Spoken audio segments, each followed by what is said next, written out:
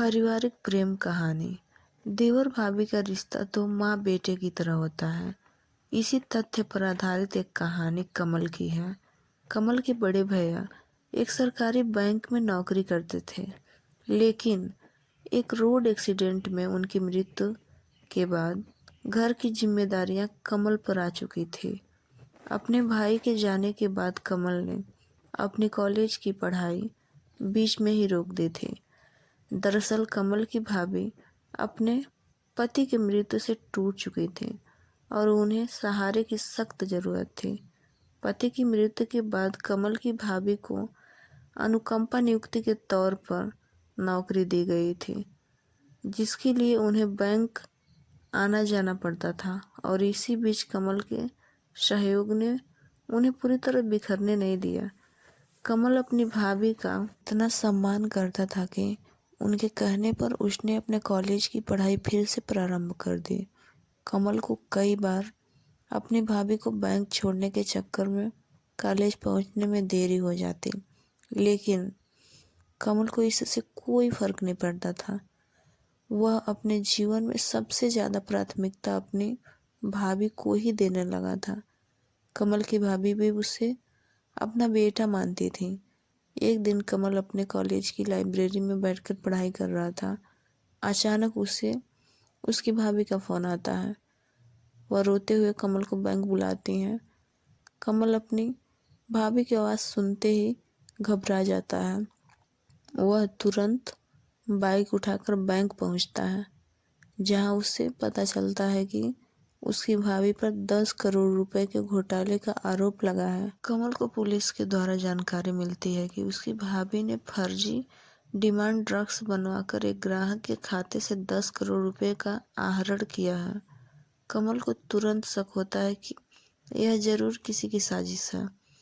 Police कमल को उसकी भाभी के पास ले जाते हैं। कमल की भाभी उसे देखते ही रोने लगती हैं। वो अपनी भाभी को भरोसा दिलाते हुए कहता है कि भाभी, मैं सब ठीक कर दूंगा, आप चिंता मत करो। और वह तुरंत पुलिस थाने से बाहर जाता है। कमल अपने दोस्तों को फ़ोन लगाता है और उनसे उसी बैंक आने को कहता है जहां उसकी भाभी काम करती थी।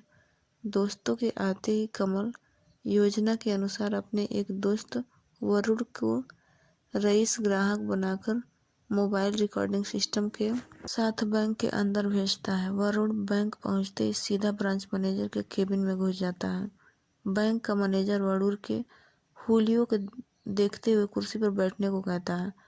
वरुण अपने प्लान के अनुसार बैंक के ब्रांच मैनेजर को अपने गैर कानूनी पैसे को खाते से हस्तांतरण करने के लिए 10 लाख रुपए की रिश्वत ऑफर करता है। मैनेजर बहुत चालाक था। उसने वरुण को तुरंत मना कर दिया और कहा, हमारे यहाँ ऐसा कोई गलत काम नहीं होता है, आप कहीं और से करवा लीजिए और कृपया यहाँ से चले जाइए। वरुण ब्रांच मैनेजर की बात सुनकर डर जाता है और निराश होकर बैंक से बाहर आ जाता है। लेकिन जैसे ही वह कुछ दूर पहुंचता है, उसे पीछे से एक व्यक्ति आकर रोक लेता है और वरुण से कहता है, आप चिंता मत करिए, आपका काम हो जाएगा। दरअसल इस आदमी को ब्रांच मैनेजर ने ही वरुण के पीछे भेजा था। वह वरुण के पैसे लेकर अगले दिन किसी होटल में मिलने को कहता है। वरुण उसकी सारी बातें रिकॉर्ड करके वहां से थोड़ी दूर स्थित एक पार्क पहुंचता है, जहां कमल उसका इंतजार कर रहा था। वह उसके पास पहुंचते ही रिकॉर्डिंग सुनाता है। कमल रिकॉर्डिंग सुनते ही समझ जाता है कि जरूर भाभी के केस में ब्रांच मैनेजर ही जिम्मेदार है, क्योंकि इतना बड़ा घोटाला बिना बड़े अधिकारी के संभव ही नहीं है। वरुण अगले दिन नकली नोटों से भरा हुआ बैग लेकर होटल पहुंचता, कमरा बुक करता है और कुछ देर बाद ब्रांच मैनेजर अपने उसी आदमी के साथ वरुण की बताई गई जगह पर पहुंच जाता है।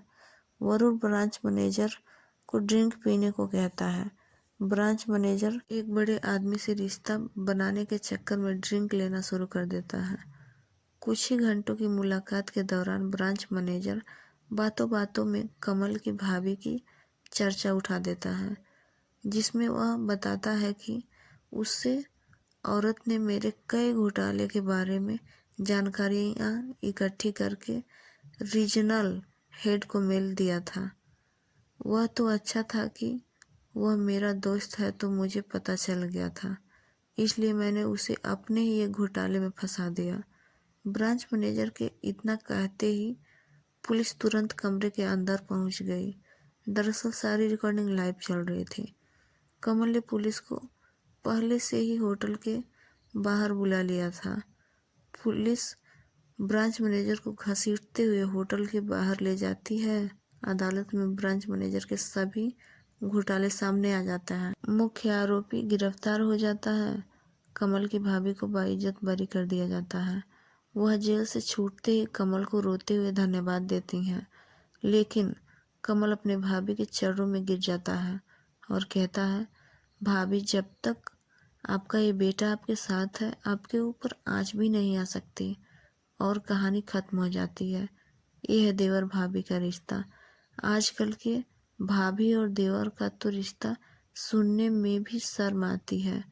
गांव में तो हर घर में देखने को मिलता है। भाई बाहर कमा रहा है और छोटे देवर और भाभी का गलत रिश्ता में बंधे हुए हैं। घर के लोग सब जानते हुए भी चुप रहते हैं कि हमारे घर का इज्जत न जाए।